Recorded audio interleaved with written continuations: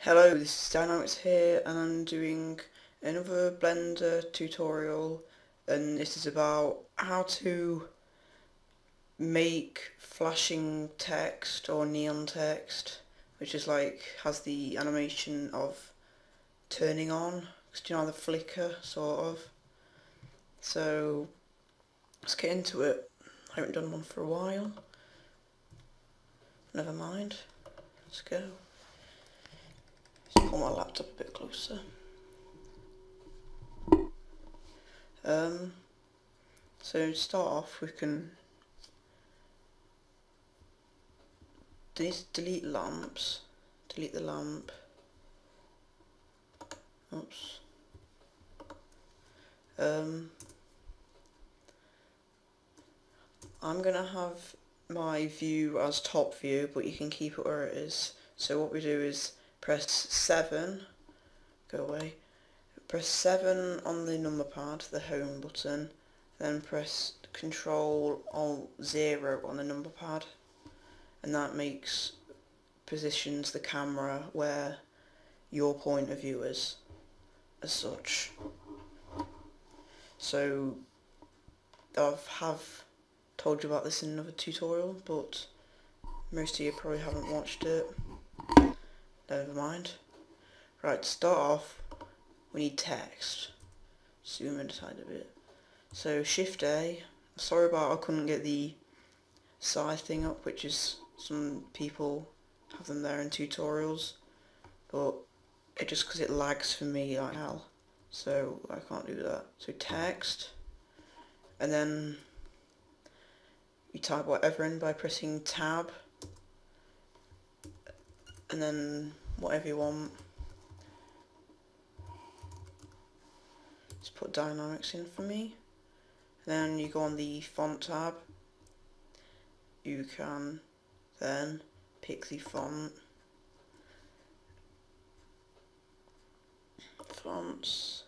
There we go. I might pick Absender.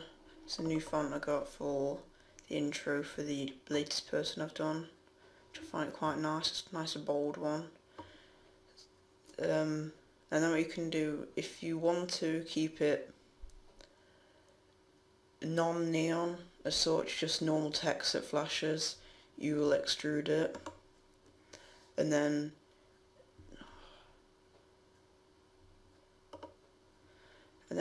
you put whatever you want in.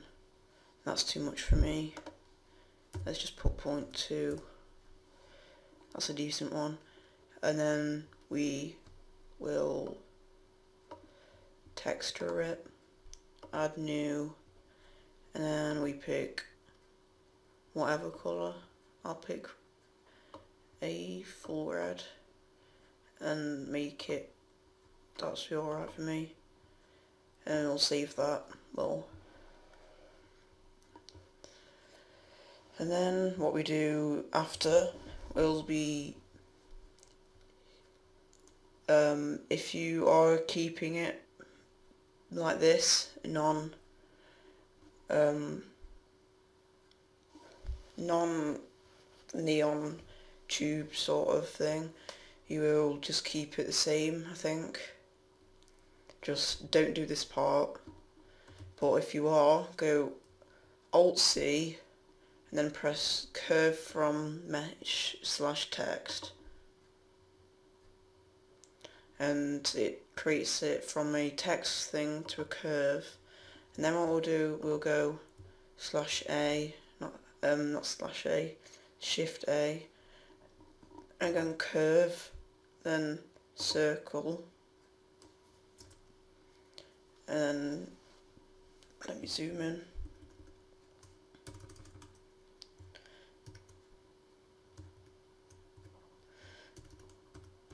And then scale it down to a decent size. That'll be alright for me.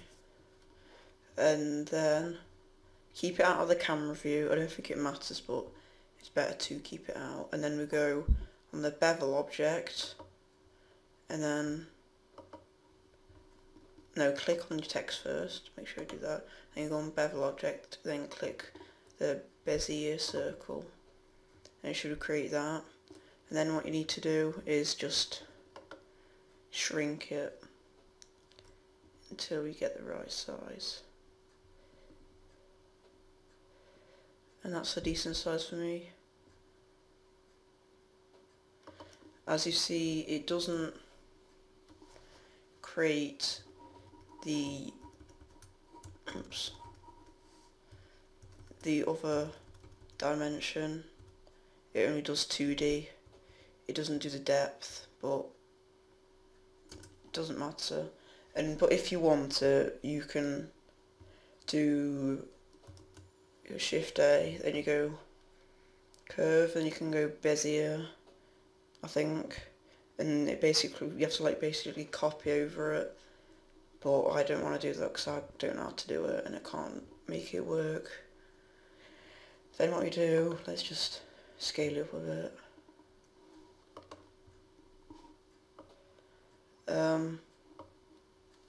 Then we can let me think. I then want to make it flash. So if what you do for flashing, put the emit, press I, hover over the emit and press I, and it creates a keyframe. So what we'll do with that keyframe, we can change the light and the flickering as such. So we pull out a new window, so go in the corner where those 3 lines are. I didn't mean to do that. Just a minute. I've created a new one.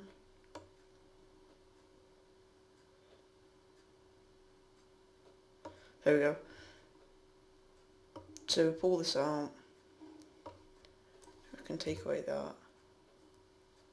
And I don't know what it is. So take away that, then we go to the graph editor. So we select that, pull the drop down, then go the emit. And what we do from the emit is this is the emit line, I think. Yes, it is the emit line. And then let's just drop these down so they're not in the way. Oh no, that's for that one. We need to pull this out and drop these down. And we can add, modify. We need to add 2 modifiers. And if you see my other one, modifiers noise, like, makes the sort of randomizes it and makes it there as such. So if you add noise, see it's all squiggly lines and it does that. But then we go and add another modifier and we add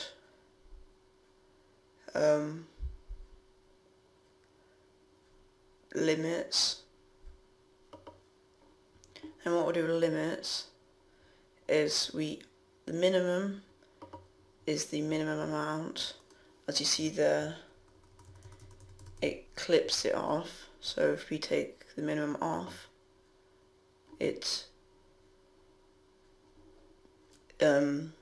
goes below 0. If we add it on, it clips at it. And for the other minimum, no, this maximum here, we go 1, press enter, and none are high enough to clip over 1, but we can change that by going, the scaling is the amount of times it does this. I want to put that up to maybe 3. You see it spreads it out more, maybe 3.5. And strength is how high it is as such. So let me zoom out on this. Sorry about that. So strength, we will build it up to drag it along So we do need to keep limits out. I need to check that box, that's why. So just do it until all of them are clipped to the top. And I think if we zoom out, all are like that, that's alright then. And now we need to restrict the frame range. So, as you see, the noise has died out because of both the start is at 0 and the end is at 0. So we need to pick a time that you want it to end. It's better to do this before you've done all things, then think of it, than do it after, because it's a real hassle after. Because on the one I've done, I didn't do it before because I didn't know what time I wanted it. But if you do, make sure to do it now, because it takes a long time if you have more than one of these. If you have like more texts, it takes longer. So we go, let's say 60, maybe 100. Actually, zoom in a bit.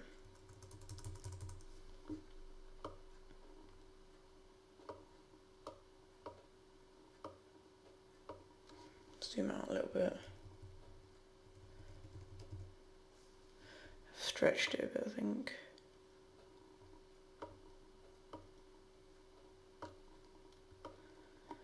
Let me do that and then scroll back. And as we see, they've all spaced out until to the thing. And if you are using more than one text or material, we go on the phase, which is this. It just says P for me because I've not it's not wide enough. So if you're using one on one of these and you don't want to be in sync, you will use this. Just change the number, because when you change the number, it changes it's sort of the randomness. It's a random seed for the noise effect, as it says. So it changes when the light will be on and when the light won't be on. But I'm just going to put it back to 1 for now, and I'll tell you how to do it after. But for now, you can leave it as it is. So most of you probably want it to flicker and then stay on, but as now it stays off. So to change this, we have to let me zoom in a minute and pick a frame. I'm not sure about this, but I think you have to pick a frame that is on, but the previous one before that is off. I'm not totally sure on that, but just to be safe, I'm going to do it like that. But it's better off picking one that's on already. So we use that, and then we close these down. No, don't close them down. We turn them off by using that. Then we press I. As you see, it's turned it up, but we don't want a slope. We want it so it's just straight. So we just don't really notice it, and because if it's a slope, it might affect the like, I don't know what it'll do, but if it goes past 0, it might affect it. So what you do, you choose the one before. This is why I said to make sure it's not on, but I'm not sure about that. Change it to 0, and then press I, and you see, if we move the cursor, it just goes from one frame to off and then to the other frame to on, and carries on to be on, the light to be on. So then we can turn these back on.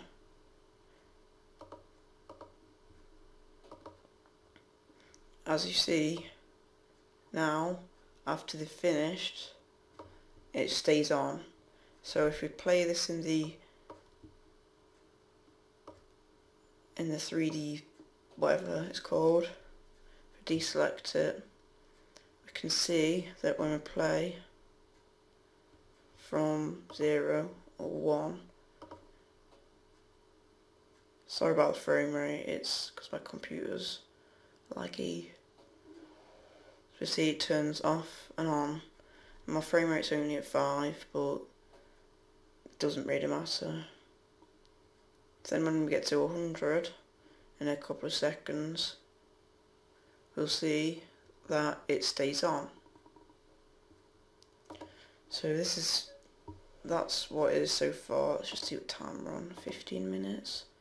It's quite long, but so that's what it does so far. And then if you want a second one, what we'll do is you create the second one before or now, whatever you want to do. Then you go materials and select the same material, and then it will come up as the same thing, but in the emit it will be the same sequence, so it will be in sync with it. So if you want like that, just keep it, but if you don't, what you'll do is press it will have a little 2 button here, or depending on which materials you've got on it, it'll be 3 or 4 if you've got 4 materials.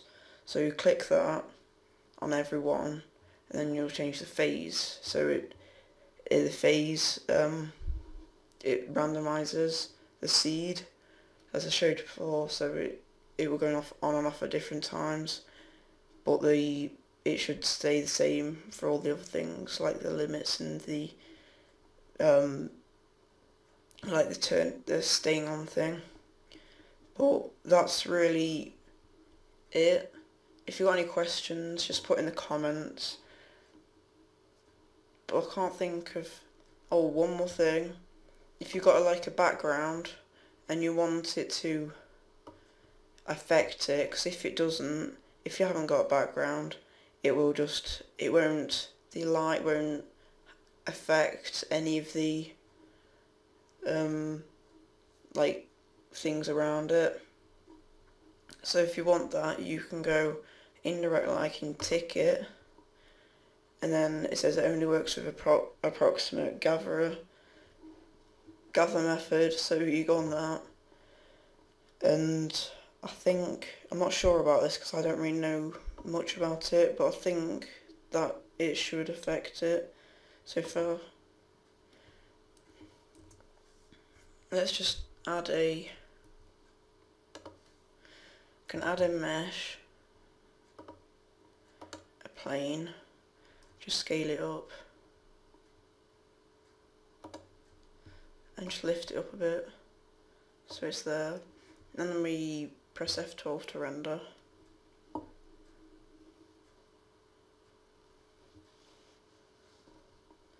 And when it finally does it,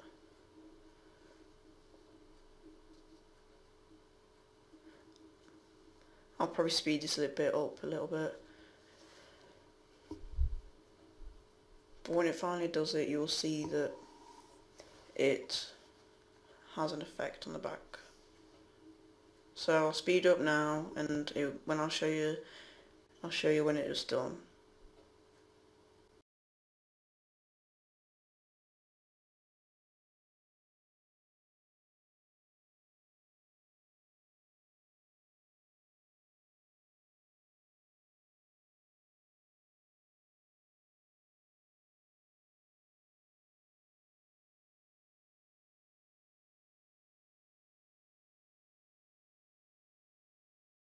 And as you see, it is nearly done. As you can see, like it affects the background. It gives it a red glow, but if you didn't have the indirect lighting on, it would just be sort of singular. It won't affect anything, it just produces light, and the light doesn't hit anything. It sort of is... It acts as if everything around it, even its letters next to it, or this, the inside D to the outside D, if that makes sense. If you can see my mouse, if it's not froze, the light won't affect it. So it's like everything else is transparent as such, but whereas it's not. So this will just be black or whatever colour it is. But that's really all there is to it, I think. If I've missed anything or you have any questions, just leave it in the comment section below, as I've already said. I think I've said it anyway. But so that's all it really is to this. There is some other things where you can change the amount of blur, like the sort of the realism of it. You can make it more realistic, but I'm not too confident or know anything about that. There probably is some tutorials out there that have it, but I hope this does help. And if you don't know anything about this, sometimes my tutorials aren't for people who are searching it, they're more for giving people ideas. Maybe, I don't know.